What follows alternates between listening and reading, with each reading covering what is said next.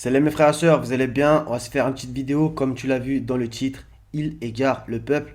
Donc peut-être que tu connais cette phrase et à qui elle a été destinée. Donc c'est pour toi qui des fois est un petit peu démoralisé en fonction de ta croyance et ce que tu indiques aux gens à quoi suivre, c'est-à-dire la voie d'Abraham, etc. Donc voilà, c'est vrai que des fois c'est pas forcément facile. On va justement un petit peu étudier certains versets pour que, Inch'Allah, par la grâce du Seigneur, ça te donne de la force et du courage de persévérer. Donc on commence tout de suite. Donc peut-être que cette phrase, tu sais pas d'où elle vient et à qui elle a été destinée. Tu vas voir que c'est assez surprenant puisque peut-être que les gens te traitent d'égaré, etc. Je pense que tu en as l'habitude, mais justement, en vérité, dans un certain sens, c'est bon signe, même si, voilà, c'est le Seigneur qui connaît mieux ceux qui sont sur le droit chemin et ceux qui sont égarés. Donc c'est dans Évangile de Jean chapitre 7 verset 12. Dans la foule, on murmurait beaucoup à son sujet. Les uns disaient c'est un homme bien, d'autres disaient non, au contraire, il égare le peuple. Donc tu imagines un petit peu si on disait ça de Jésus. D'autres versets qui vont être intéressants dans le même sens, justement, on va étudier qu'est-ce que les gens disaient des messagers. Une partie des gens, et tu vas voir qu'il y a des grands enseignements à en tirer. Toujours dans Jean chapitre 10 verset 20, plusieurs d'entre eux disaient, il a un démon, il est fou, pourquoi l'écoutez-vous? Donc voilà, il y a des gens qui estimaient que Jésus avait un démon et qu'il était fou.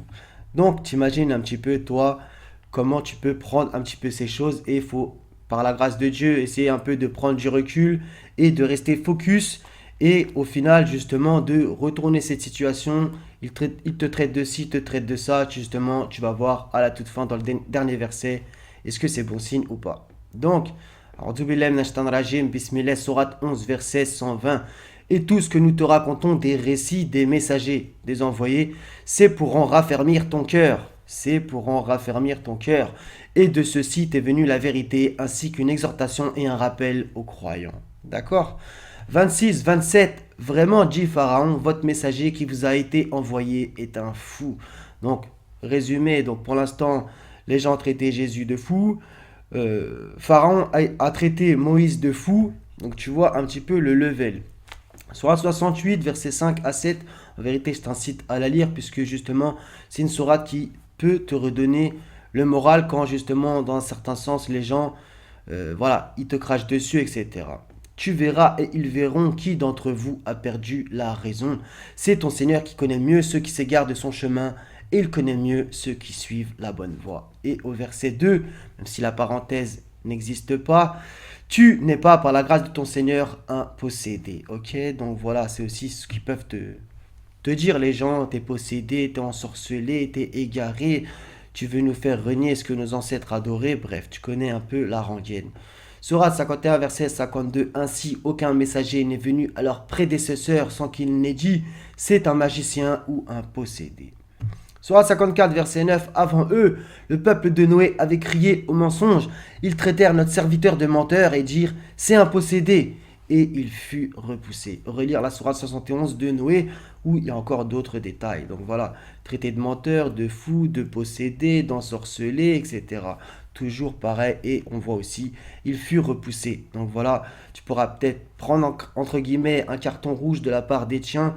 Mais voilà, c'est le jeu, c'est comme ça, sur le sentier du Seigneur. Voilà, au final, il y a des gens qui s'écarteront de toi. Et des fois, bah, c'est magnifique dans un certain sens, puisque tu en rencontreras d'autres qui, eux, resteront focus sur le sentier du Seigneur avec toi, unis. Évangile de Luc, chapitre 6, verset 22. Heureux serez-vous lorsque les hommes vous haïront, lorsqu'on vous chassera, vous outragera et qu'on rejettera votre nom comme infâme à cause du Fils de l'homme. Réjouissez-vous en ce jour-là et tressaillez d'allégresse, parce que votre récompense sera grande dans le ciel, car c'est ainsi que leur père traitait les prophètes. Et on voit que justement, il y a des prophètes qui ont été tués, des messagers, etc. Voilà, ça c'est écrit encore une fois dans le Coran et dans la Bible. Mais malheur à vous, riches, car vous avez votre consolation. Malheur à vous qui êtes rassasiés, car vous aurez faim. Malheur à vous qui riez maintenant, car vous serez dans le deuil et dans les larmes.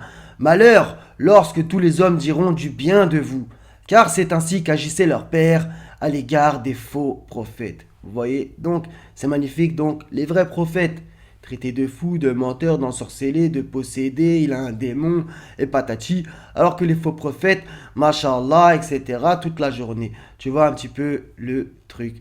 Voilà les frères, les sœurs. Inch'Allah, cette vidéo, elle fera du bien, ne serait-ce qu'à un seul cœur.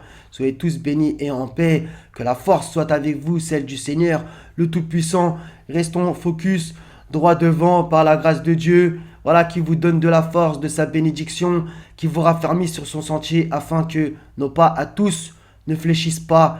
Et soyez tous en paix. À la prochaine, si Dieu veut. Selem.